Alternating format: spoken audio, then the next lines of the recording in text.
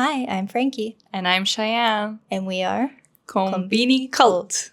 Welcome back to another episode. Yes. Got a serious one today. Serious and maybe long one, maybe not so long. We'll see. We'll see what happens. Yeah. But recently, so this is not Japan related, but I read a book called Just Mercy. Okay. Which is by a very prominent lawyer who works with getting people off death row and exonerating the wrongly convicted and working with kids who have been sentenced to life imprisonment unfairly. Yeah. So the way that the book is, every other chapter kind of goes back and forth between the main story that it's following is this man named Walter McMillan who was wrongfully convicted of a murder that he didn't commit, obviously. Wrongfully convicted, but he was put on death row really before he was even sentenced. Or before he went through the entire trial.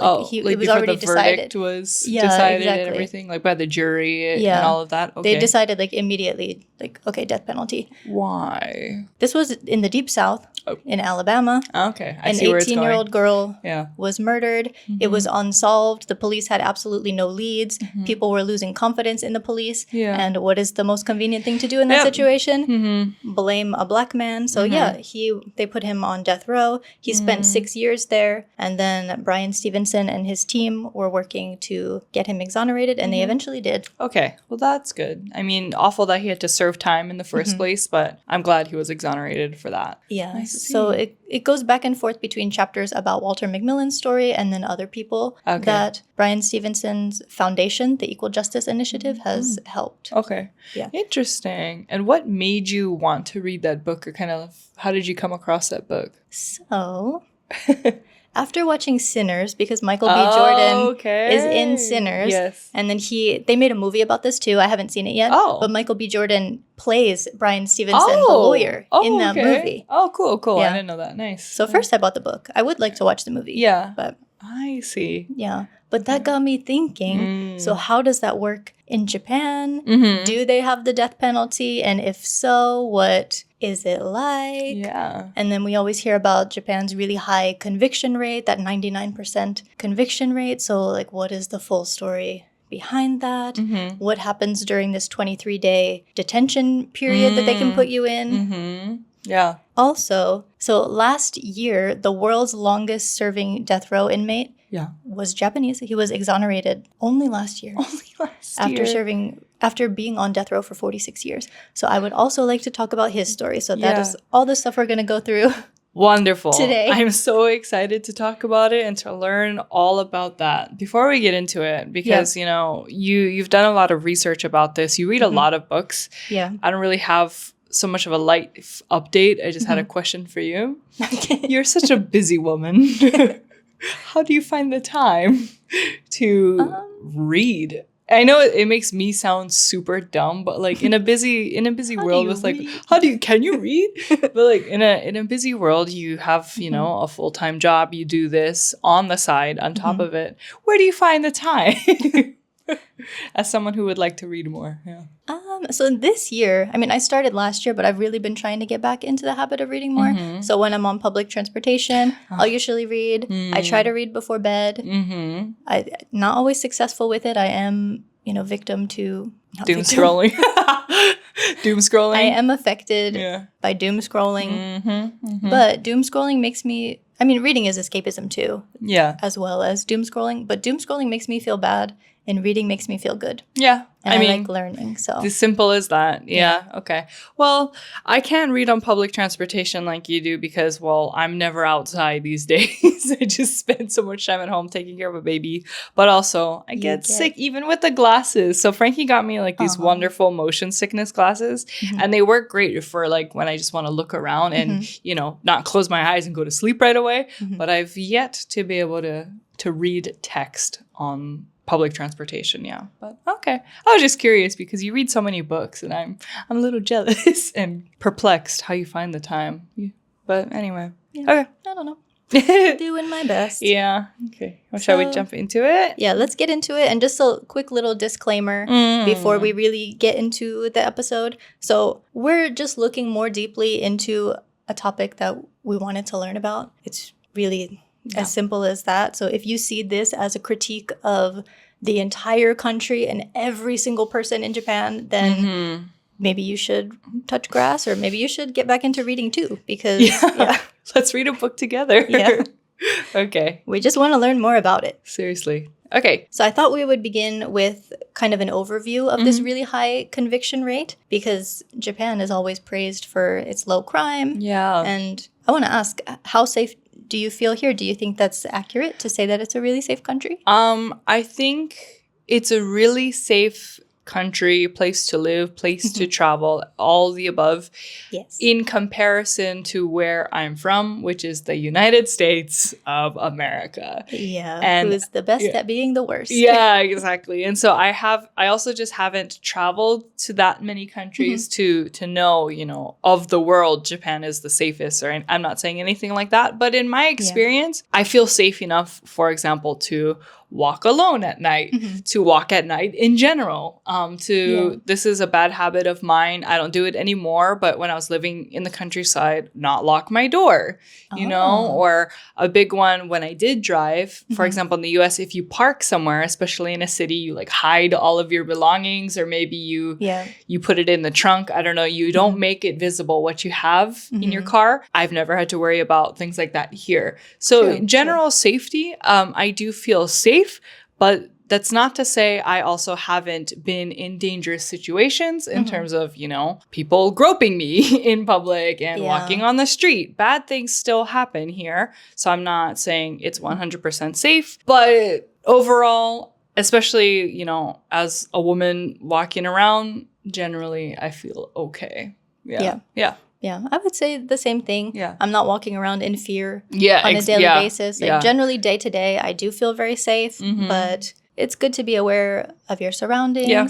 Like it was a very pleasant culture shock coming here and being able to sit in a cafe, and if you have to use the restroom, you can just leave your wallet, your laptop. You don't have to be like just a random person like, hey, watch my stuff. Yeah, exactly. The laptop is really nice, you know, if you're doing like work at a cafe or something like that, for sure. Yeah. Yeah. That's true. That is nice. When I first got to Japan, I was meeting up with someone for a language exchange, and we were meeting around Shinjuku, and you know, Shinjuku Station is a maze. Yeah. So I couldn't figure out which exit she was at. Yeah. So she was already at the cafe. She left her stuff at the cafe, came all the way back into the station to find me. Oh, she's like really brave. Yeah. And then took me back to the cafe with her. And all her stuff was still there at the table. And I was like, oh my gosh, you can do that here? Yeah. It is really nice just not worrying about that. And then more times than not, if you lose something as well, if you drop something, someone will usually like chase you down and, you know, be like, hey, you dropped this thing, or you'll find it at a police station. Yeah. Most of the time, of course, not always. Or the lost and found. Yeah. So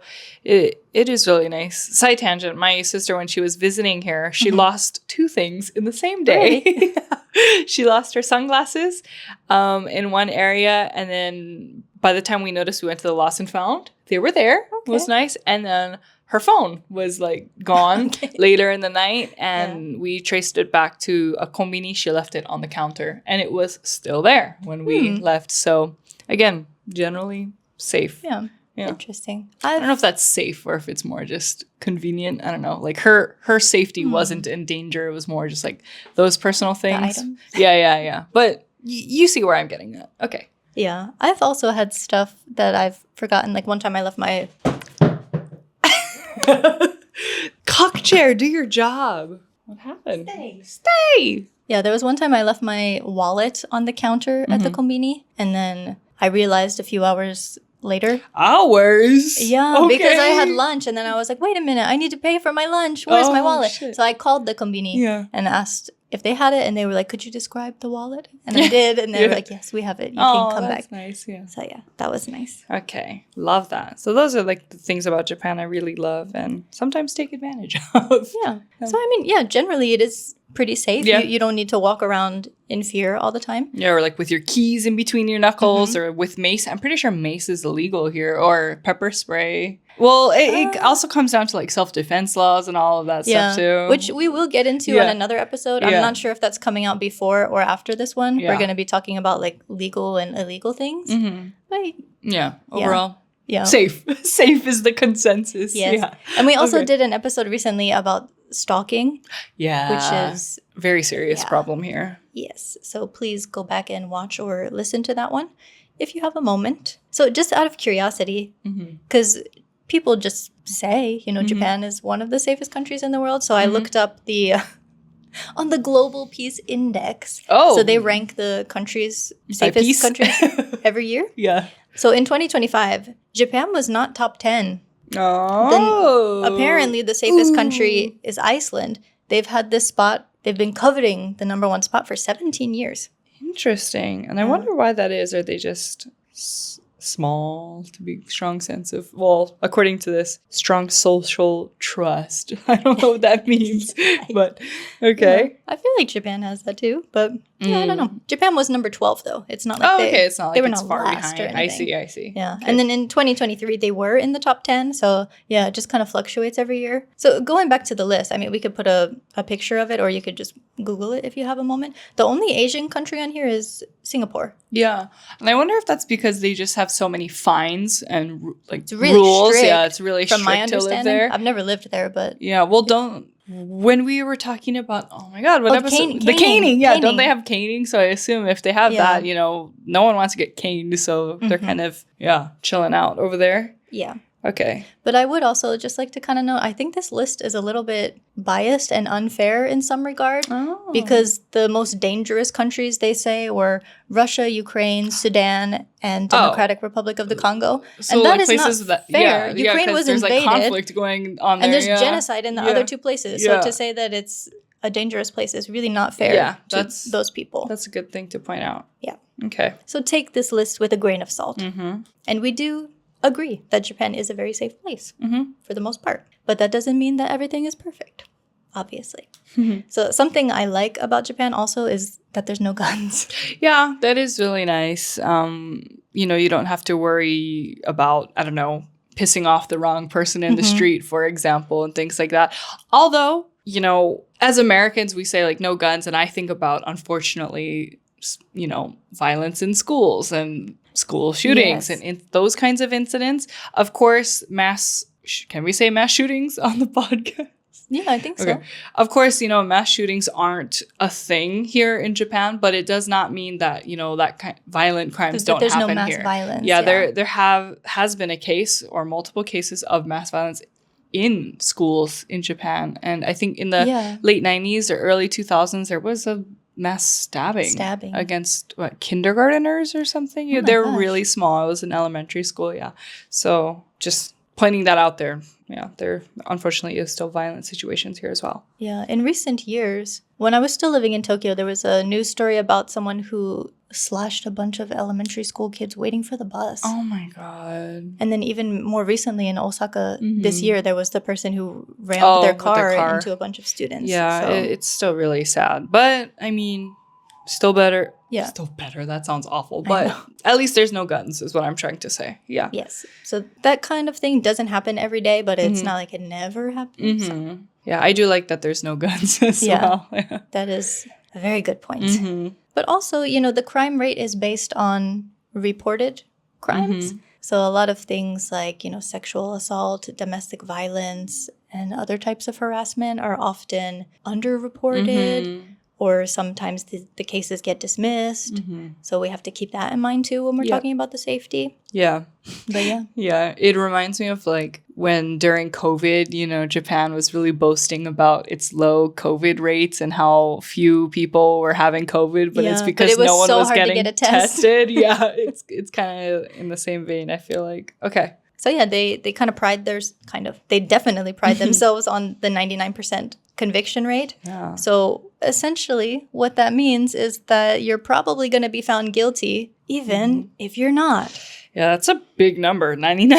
99%. It sounds really scary. I mean, yeah, it's almost 100. That's crazy. Securing a confession during interrogation is key for prosecutors. So I have a quote from Unseen Japan if you want to go over this. The prosecutors will usually only pursue a case in which they are very confident, if not absolutely certain, that the suspect will be proven to be guilty. If that means coercing a confession, then so be it. The wrongful prosecution of innocent victims occurs through inaccurate evidence or, more commonly, forced confession. Japan's justice system has drawn suspicion for relying far too heavily on confessions in its decision-making process. According to Article 38 of Japan's constitution, no person shall be convicted or punished in cases where the only proof against a suspect is his or her own confession. However, that hasn't stopped interrogators from succeeding in securing such confessions from an innocent party before. Yeah. So also in this article from Unseen Japan, they were also talking about the stigma that is attached to being a victim, which we kind of saw this in the Black Box Diaries documentary. Yeah, and in the stalking episode too, we talked about it a little. Yeah, a lot of victims don't come public with their identity because of the stigma attached to it, which is so sad. So sad because the stigma should be on the perpetrator, not on the victim. They didn't do anything. They didn't ask to be a victim. And also, something interesting, many families skip autopsies because it is invasive and disrespectful to the deceased. And police have even been suspected of putting pressure on doctors to sign a death certificate without an accurate cause of death. Ooh, I don't like that at all. Yeah, I understand the first part about it being invasive because that really depends on your religion and your beliefs and stuff. Maybe you don't want to... I understand. Desecrate the deceased or disrespect the deceased. But also... signing a death certificate without an accurate cause of death. That doesn't sound legal. Yeah. I don't know. I feel like, me personally... It probably isn't, but it must be like a gray area. Yeah, it sounds like really gray. But I understand, like Frankie just mentioned, not wanting to desecrate a body or anything, but what if, like, when it comes down to it, wouldn't you want to know the cause of death at least?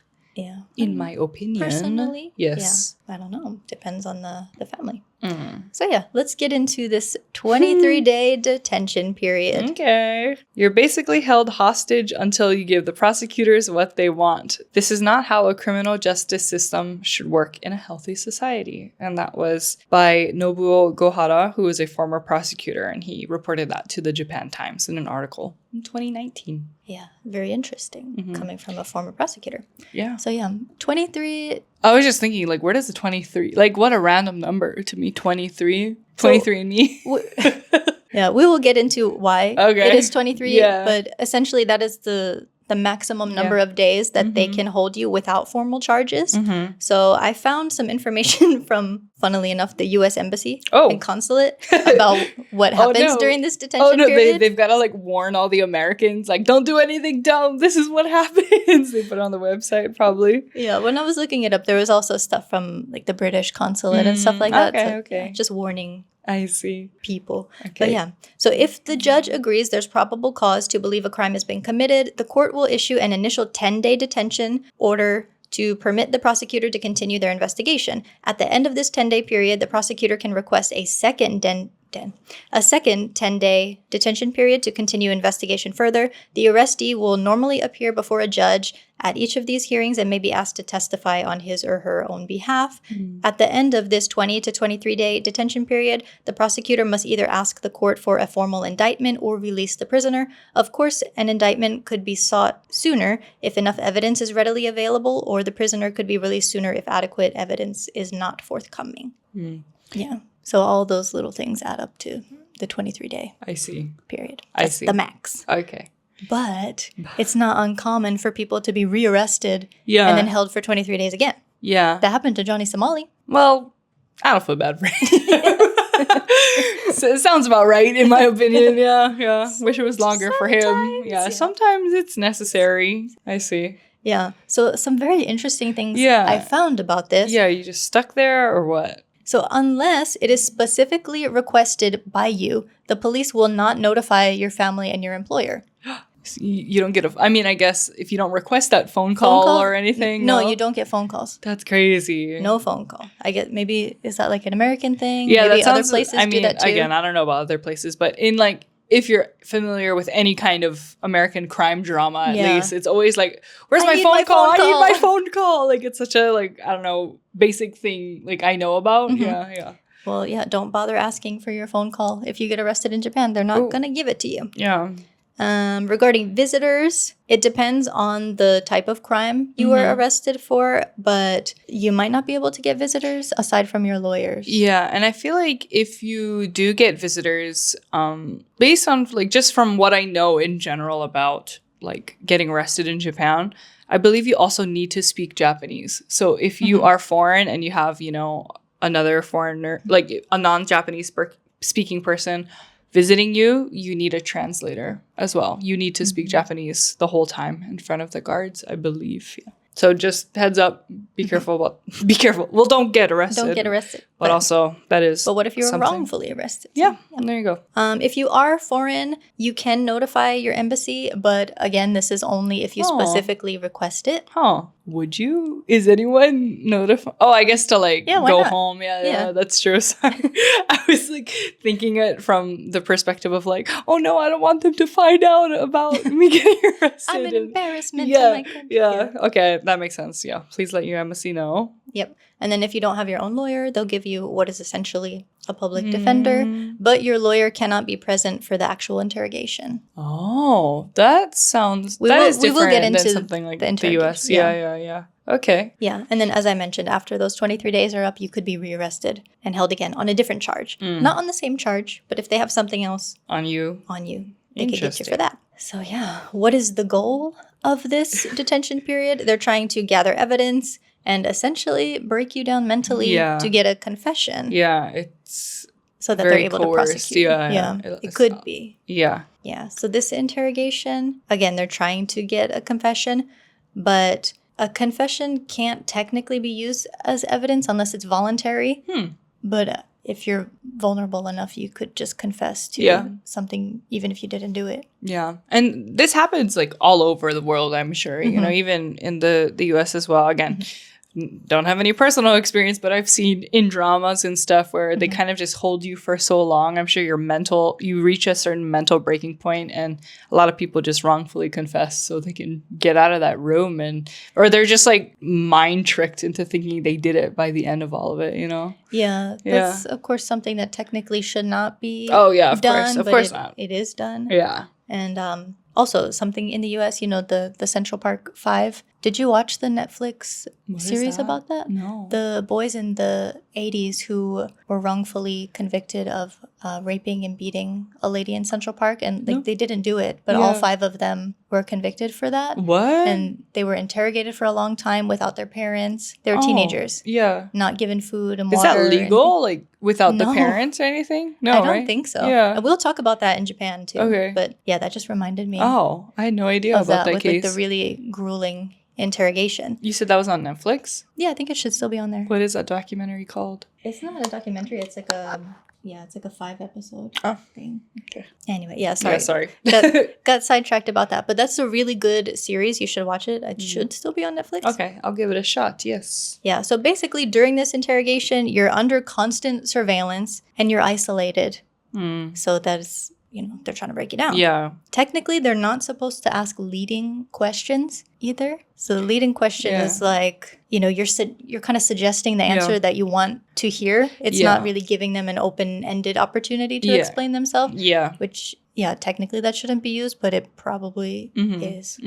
For sure. I don't doubt it. And the interrogation can last several hours, with some reporting 16-hour sessions. In a day. Yeah, that is crazy. And some people, like the exonerated men that Frankie's going to talk about later, they've also said that they were denied water and the use of the toilet even. So kind of like how I was mentioning, if you're just in there for so long and you want to get out. You just want to get out. And I'm sure once you reach a certain like breaking point, you'll say anything to just drink water or like use the bathroom or whatever, you know?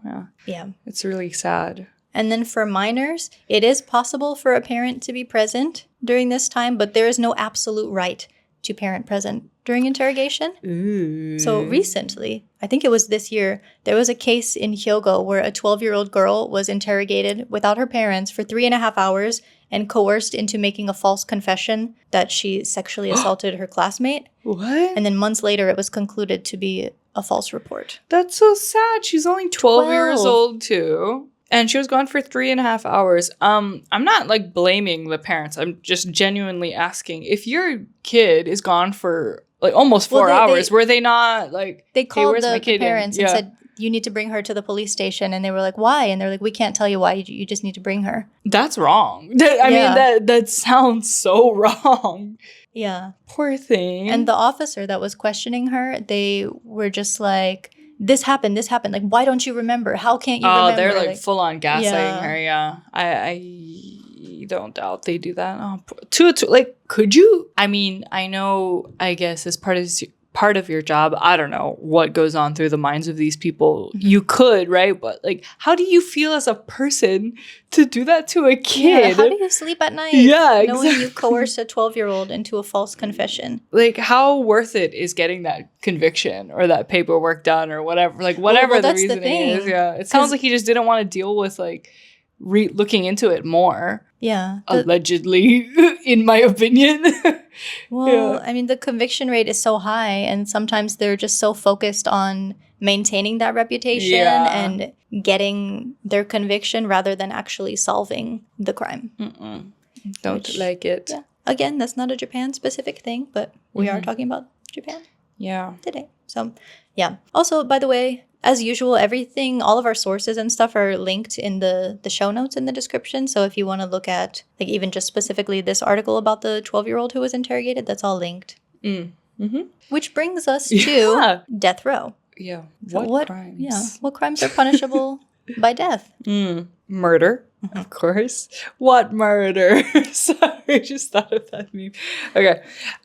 Murder must usually involve, multiple victims and cruelty. And there's also murder with additional aggravating circumstances, meaning robbery murder or rape murder, kidnapping murder, and arson murder. There's also treason or crimes against the state, and crimes under organized crime or terror groups or cults.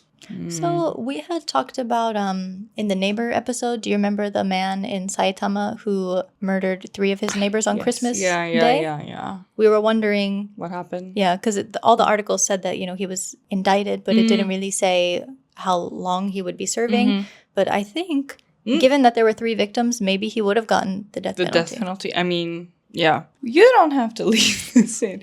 Are you for or against the death penalty? I know that's a very complicated topic, but thoughts? I am against it. There are too many cases of wrongfully convicted people getting sentenced to death. So, yeah, I don't think it's up to us to decide who lives and dies. That is a fair argument. Yeah. Okay. I mean, on the contrary, you could argue, like, well, the person who did this crime shouldn't have decided who lives and dies either, but they did that. So, yeah. It is really complicated. When I was younger, I can see both sides. Yeah, I see both sides for sure. I feel like when I was younger, and by younger I mean like high school, early 20s, I used to really be, I don't know, like strongly believe in you kill someone, you die, like you don't deserve. And I think, for cases like murder and such, I understand why the death penalty exists. But like Frankie said, it's really complicated to decide who lives and dies. But me personally as well, depending on the crime too, sometimes I feel like it's more effective if that person who did the crime just suffers for the rest of their life, because I don't want to be like, it's the easy way out. Like some people have that argument as well, but I think, I don't know how to word it. But have you seen Black Mirror? I think it's season 1 or 2. The episode is called The Bear, I'm pretty sure, or White Bear.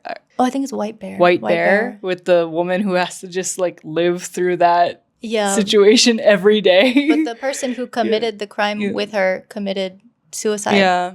So it's argued that, they got the easy way out, and she is having this unique form of torture as repayment for her crime. And I'm saying I don't condone in torture either. But it's really complicated. Yeah. Neither for nor against, but I don't know. It's tough, yeah. Yeah. So actually, speaking of that episode, so I had started watching Black Mirror with my husband, and then after watching... From the start again? Yeah. Okay. After watching that episode, he got sick, queasy. Oh, queasy. And then he was, I don't like this show.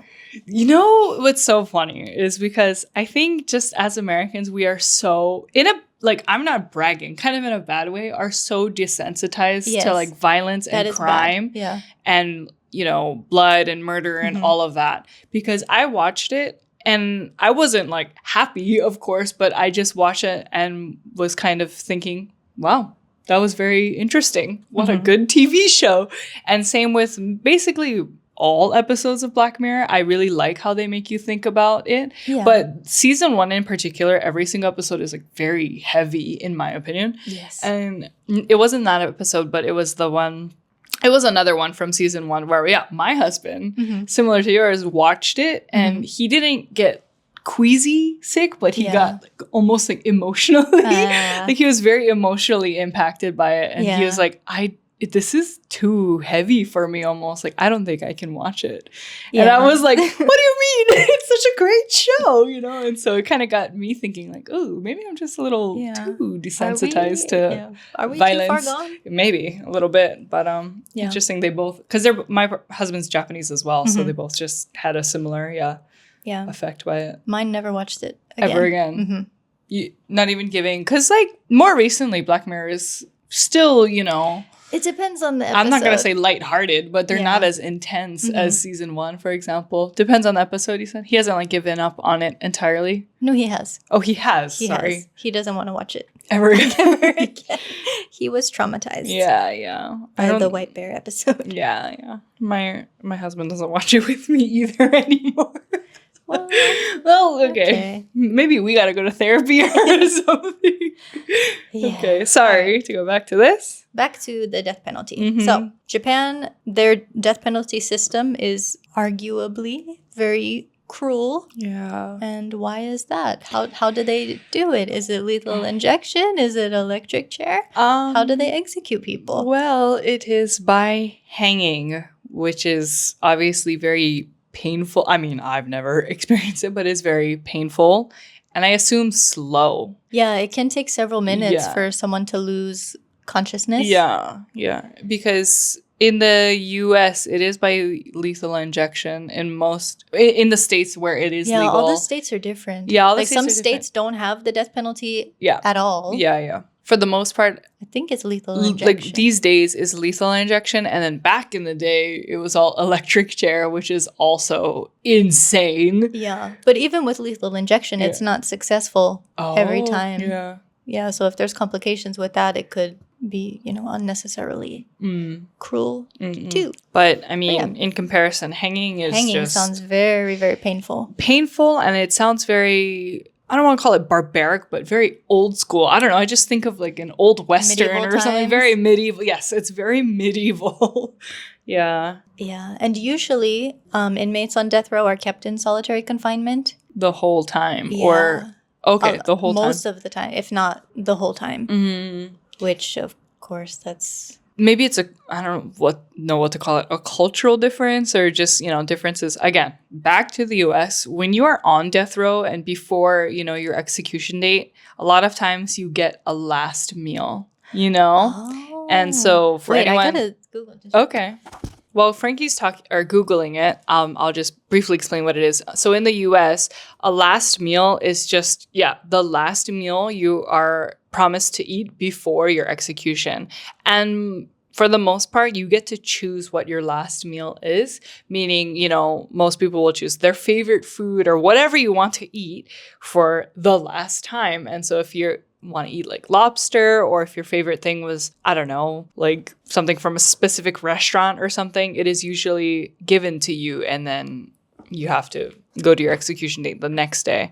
But I'm very curious what it's like in Japan. The Wi-Fi is not working here, so excuse me. Oh, okay. So Frankie just did some Googling and it looks like they... According to Google, they do. Oh, and how does that work? Is it just the day before, I assume you Well, the thing is, they don't get advance notice about their execution date. Yeah, so that's true, actually. I forgot about that. That's another reason why critics say that Japan's system is very cruel, because inmates are informed on the morning of. So it could be weeks, months, years, and every single day you don't know when your last day is. Yeah. And then they tell you the morning of. So I guess at that point they'd be like, good morning, what do you want for your last meal? And then you just have to go through the day. I don't know, which is, I guess, personally, which would you, it's such an awful question to ask, prefer? Would you rather know the date knowing or not knowing? You decide. Leave your comment below. Yeah. That's a really hard question. It's a really hard question on a dark poll. Yeah. Oh, and also the families are often notified after the fact. Oh. So it's not like to compare to the US, like your family and people could come to. Well, I don't know if you like your own family comes, like if you are the criminal, your family is coming to see you. I don't know so much about that. I don't know if they watch the execution or if you just say goodbye to them in the room. I see. You say goodbye. Then that makes more sense because I know, again, based from what I've seen in movies and TV, sometimes, I don't know if it's still allowed, you can watch, like, for example, if the crime was done against you or your, like, someone in your family, you can watch the execution as, like, I don't know, closure or revenge or whatever, which also is a little, that's another moral compass. Moral dilemma, yeah. I don't know. Okay. But yeah. I was also kind of curious, does the average person in Japan support the death penalty? I mean, I am curious to know. Well, there's a survey that's conducted every 5 years to gauge public support for it. So in the most recent one, 83.1% were in favor. That's very high. But so the survey went out to 3,000 people, ages 18 plus. So 3,000 people in a country of 124 million. Like, what group is this? Okay. Yeah. And they only received 1,815 valid responses. Okay. So previously, the survey was done through in-person interviews. So they got their answer. Before. Yeah. But still, only 3,000 people.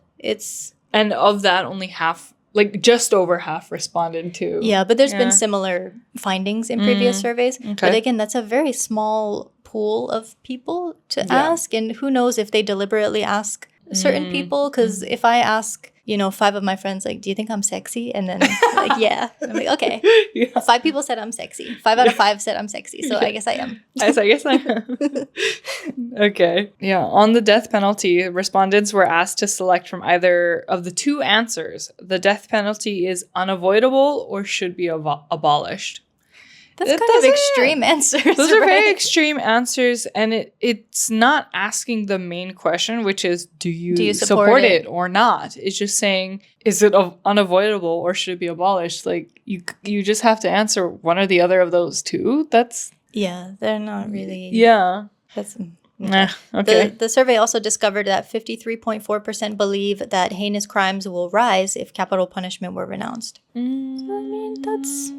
mean, that's a valid concern. It's a valid concern, but I don't... But is that really going to stop somebody if they want to commit a heinous crime? I don't think so, because... I say that because in what year was it? 2019? A few years ago when there was the Joker incident in Tokyo, if you remember, around Halloween time, a man, I think he was 27, dressed up as the Joker and went on a train line in Tokyo. And I don't know... He pulled out a knife or something, and then he started smoking in the train and basically threatening lives of people. And his goal, he said, was to get the death penalty because he was just, so mentally ill. And I don't know, he didn't want to be around at that point. He just wanted the death penalty. And so if you think about it like that, there might be people out there who are doing stuff for the death penalty because they know it will be offered to them because they'll be convicted. So we can't always say that the death penalty will reduce crime because, there are people like that as well. Yeah, I don't Just know. saying. Japan is in the minority of countries that retains the death penalty despite the repeated calls for its abolishment from the United Nations. The government has cited consistently high public support for capital punishment as the basis for this situation. Critics have long pointed out that the results should not be taken at face value because the polls are taken with the public largely kept in the dark about the treatment of death row inmates and other details. Yeah. Well, that's not fair. Yeah, that's just, another one of those out of sight, out of mind things. So if people knew the conditions and stuff, like, would they still support it? Who knows? And also the pool of people is very small. But yeah, that's their justification for continuing to do the death penalty this way. They're like, but the people love it. The people want it. People love it. They want it. All 1,500 of them or all 1,800 of them. They want it. Yeah. I see. Okay. So, post-World War II, there have been 5 people exonerated from death row. There's been other exonerations for non-death row. Okay, I was going to say that's it, but I guess only for death row. Only 5. Okay. Few judges are willing to even consider the possibility of delivering an innocent verdict to a suspect. Even an innocent guilty verdict is difficult, if not impossible, to reverse in court. That's a quote. Yeah. The U.S. has a couple hundred death row exonerations and a few thousand others exonerated who weren't on death row. The U.S. has its own issues with mass incarcerations, though, so the number is especially high. Yeah. Yeah, I just wanted to mention that because Japan's seems very low. Yeah. So, but the U.S. is probably extremely high. So super high, and I think they release prisoners a lot of the time too because of like overcrowding and stuff. So we've got our own issues going on over there. Yeah. But this makes me wonder how many people have been executed who were wrongfully convicted. Oh, probably. Or how many people are serving time way too wrongfully many. convicted. Way too many. I'm not a judge. I'm not a cop. I don't know what the workload is like, but it sounds really lazy on their end. In my opinion, allegedly. Allegedly. Allegedly. So, which brings us to the world's longest serving death row inmate who got fully exonerated last year. His name is Iwao Hakamata. Okay. The Guinness Book of World Records recognized him as the longest serving death row inmate. With 46 years. That's crazy. On death row. Well, I'm like surprised that's even a category in Guinness World Record. Like, why would they add that? But also, okay. Guinness. Okay, Guinness, I see you, sure. 46 years, though. Like, to be wrongfully convicted is so sad. That's your life. That's your entire life. That's longer than either of us have been alive. Yeah. And decades in solitary confinement. That is so sad. So, yeah, I want to talk about the story of Iwao Hakamata. So, he was born in Shizuoka in 1936. He was a professional boxer. And after he retired from boxing, he worked at a miso factory, which brings us to... on June 3rd, 1966, there was a fire at the home of one of his managers. Hakamata was... Ew, I don't like how I pronounced that. Hakamata was living in the company dorms and was nearby. He went to help extinguish the fire and discovered the bodies of his boss, his wife, and 2 children, all covered in stab wounds. There was money stolen as well. Yes, so Hakamata was detained in August 1966, 2 months later, based on a small amount of blood and gasoline that was found on his pajamas. And he endured a grueling 23-day interrogation process. He was questioned for a total of 264 hours. Straight? Or I guess as much as 16 hours per day. Okay. That's still 16 awful. hours per day. Awful. He said he was denied water. He was denied use of the toilet. He was repeatedly beaten. An interrogator even took his thumb, put it on an ink pad, and pressed it to a written confession after he was beaten. Okay. 5 pieces of bloody clothing were found inside of a tank at the factory. The blood on the clothing was the same blood type as the victims. They said Hakamata murdered the family, discarded the bloody clothes, then changed into pajamas to set the house on fire. Yeah, so this in the 60s, that's before DNA testing was really a thing. Okay, so they were looking at just the blood type. I see. Yeah. But does it make sense? I don't like... But the thing is, the clothing that they found inside the tank, they didn't even fit him. They had him try it on. And he couldn't even pull the pants up. It was way too small. And then the prosecutors were like, yeah, that's because it shrunk when it was in the tank. Again, lazy. Yeah. Allegedly lazy.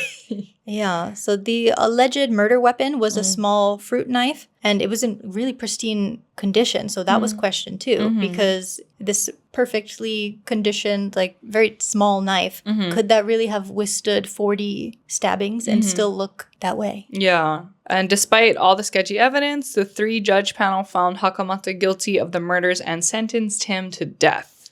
Yeah. So he remained on death row for decades, but he wasn't executed because the Minister of Justice did not sign his death warrant because he wasn't confident that the conviction was rightful. Yeah, that's good. But despite that, he spent 30 years in solitary confinement. That's nuts. And he wasn't even allowed to speak to the guards. Yeah, he couldn't talk to anybody. So could you imagine what kind of mental state you would be in? Yeah. It says here he went through psychosis. Yeah, he was diagnosed with psychosis in 2009.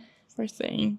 For decades, he and his legal team were fighting for an appeal and retrial, but were denied again and again. Finally, a breakthrough happened in 2006. 500 supporters submitted letters to the Supreme Court for a retrial. One of the 3 judges who convicted him came out in support too and said he had doubts about the authenticity of the confession, and he ended up resigning because of his guilt.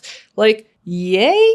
But also, why didn't you say anything at the first time? Yeah, decades later. Like, it sounds like now that he has support from the public, he's like, oh, okay, I should. Yeah.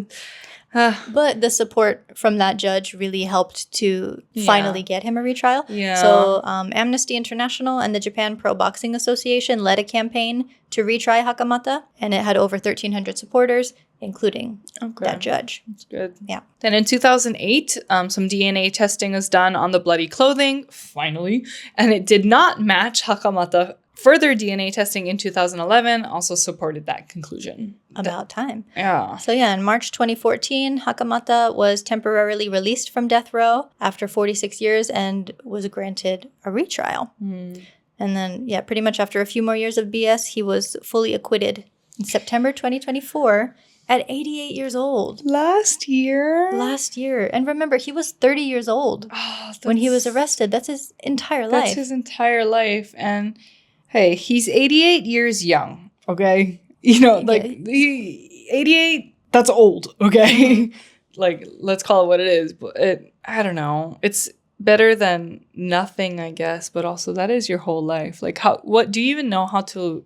You probably don't, like, know how to live life on the outside of prison so much after has you've changed. been... Yeah, like, so if much we has went changed. to prison right now Yeah. and didn't get out until we're almost 90... Yeah.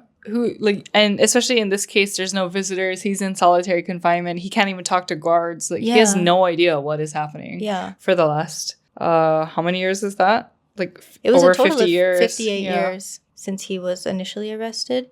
He was allowed to write letters. So there's actually one of the main sources that I have for this is the letters that his sister gave permission to be published to the Asahi Shimbun. Okay. So yeah. Also, shout out to her. Yeah. Hideko. She, dedicated most of her life to fight for his exoneration. What a nice sister. Yeah, she's currently his caretaker. Oh, okay. Too. That's good. But also, something interesting. So the exonerated are rewarded 12,500 yen per day that they were detained. That's around $83 in today's conversion. Okay. So Hakamata got a total of 217 million yen. A little bit more than that. But around $1.5 million.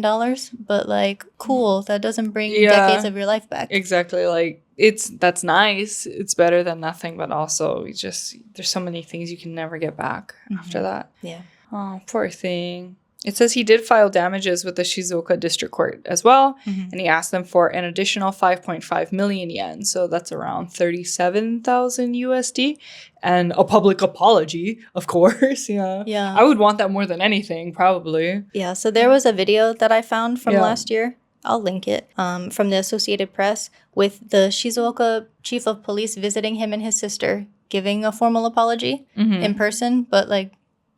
No. Great. I mean, I know that person wasn't the one who actually convicted him. He's just the current chief of police. So, that's just so enraging. Yeah, that's true. I don't know. Like, what an awkward position to be in for that current chief of police to be like, sorry, my predecessors did this. Sorry, they sucked. Yeah. He's probably been, well, I don't know how old that chief of police is, but... He looks like middle-aged. There's a good chance Hakamata has been in prison since that chief of police was born, basically, which is insane to think about. Okay. Yeah. Also, I did find that Hakamata had a son. Oh. I couldn't find any mention of the mother of the child, so I'm not sure if she passed away or if she was in the picture. But his son was reportedly sent to an orphanage when he was incarcerated. So. That's so sad. Yeah. He's just like... This one event, of course, has affected Hakamata himself, like, the most. But also, his son had to go to an orphanage. And then 50 years without, his son or without his dad. It's all so sad to think about. Yeah. So it's just, it just makes me sick. Like, how unjust this whole situation was. like as we said, he's longer than we've been alive. He was in solitary. Yeah. Well, he was in solitary confinement for as long as we've been alive, basically. Basically, yeah. And on death row for longer. Yeah. Than we've been alive. And sure, they can give him money. They can give him a public apology. But you don't get time back. Yeah. So we were joking earlier about, our partners watching like Black Mirror and then feeling really heavy about it. This, like, now I feel really like emotionally drained and heavy. Episode, because this is real life, so sad, I feel today drained me. I just feel very sad about all of it. And I'm just thinking about his age in the perspective of just people in my personal life. For example, him getting out your grandma's almost 90, right? She's 90 this year, so she's 89 now. So him getting out at 88, I'm just thinking about, like, that's my grandma getting out of prison and then just stepping into a world she has no idea how to navigate. You're born in the 30s and then you're arrested in the 60s. So, like, technology-wise and pop culture-wise, like, you only know so much. And then imagine you come out and there's like iPhones and AI and screens everywhere. I'm sure that's very overwhelming for him. Also, he's been in prison the same amount of time like my mom has been alive, basically. And so I'm just thinking about how the life my mom has lived and how he will never get to have a life, essentially. Like, that is a life, like over 50 years. So it's all really sad and just really sickening. I don't know. I'm really upset by this. But it is important to know his story. Yes. I would like to read those letters. I might cry, though. He's with his sister now, who is taking care of him. But remember, he was diagnosed with psychosis in 2009 from the solitary confinement. And he's also reportedly been showing some signs of dementia. So, like, even though he's out, is it really, I don't know. Yeah. I'm very sorry for this depressing episode, but I think even when I was looking on YouTube, there's not a lot of people who have talked about this. I'm really surprised by that. I have no idea. I had no idea who this guy was at all. So. I didn't know. Even though he was a Guinness record holder. Yeah. I stumbled upon the thing on the Asahi Shimbun with his letters. And then I was like, who is this man? I've never heard of him. I want to know his story. And then, also reading Just Mercy. And then I thought, we should really do an episode about this. Yeah. Just to Thank you for bringing talk about it it up. more. Yeah. I don't want to say I enjoyed talking about his sad story, but I always enjoy learning about, these cases and stuff. So thank you. Yes. Yeah. Well, I'm sad now. I'm going to go call my grandma after this. Okay. I can't do that. My grandma. Oh! I'm sorry. We're just trauma dumping now. Okay. Well, anyway. Yeah, but rest assured, the next episode will be pleasant. So we're not going to do this to you 2 weeks in a row. No. But it's important to tell these stories too. Yeah. So I hope that you found it not enjoyable, but interesting. Yeah. That's a good way to put it. Yeah. All right. Well, thanks for watching. Thanks for listening. See Catch you in the again next one. soon. Bye.